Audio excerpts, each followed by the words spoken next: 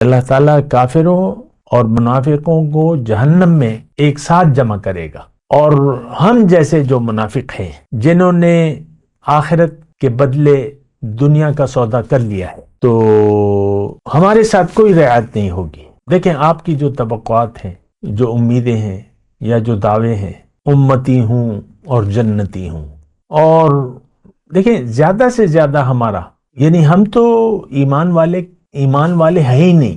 ایمان، دین، اسلام، اس سب سے ہم واقف نہیں ہیں۔ توحید، اللہ کا حکم، نبی کا طریقہ، آخرت کی تیاری، قبر کی تیاری، ہمارے لیے یہ باتیں اہم نہیں رکھتی۔ سادہ سے الفاظ میں کہہ رہا ہوں، ہمارے لیے اہمیت صرف دنیا کا مفاد ہے، اور ہم دنیا کے لیے زندگی گزار رہے ہیں۔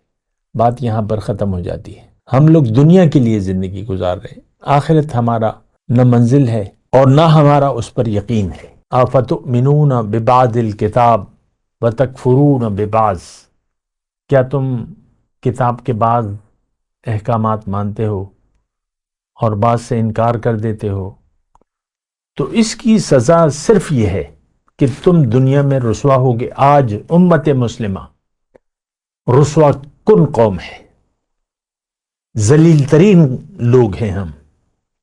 بھئی جو دیدہ دانستہ اللہ کے حکم کے سامنے سر نہیں جھکا رہے، مان کے نہیں مانتے، زبان سے مانتے ہیں نا، زبان سے کہہ بھی دیا لا الہ تو کیا حاصل، دل و نگاہ جو مسلمان نہیں تو کچھ بھی نہیں۔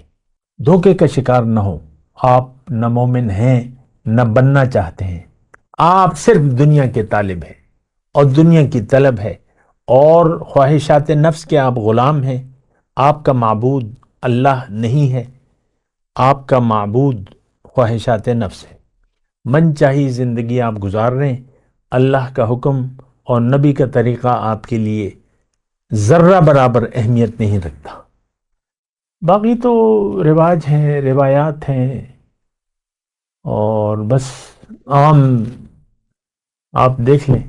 تو بہرحال سوچ و بچار کریں، کوئی بہتر راستہ منتخب کریں جس میں آپ کا نقصان نہ ہو۔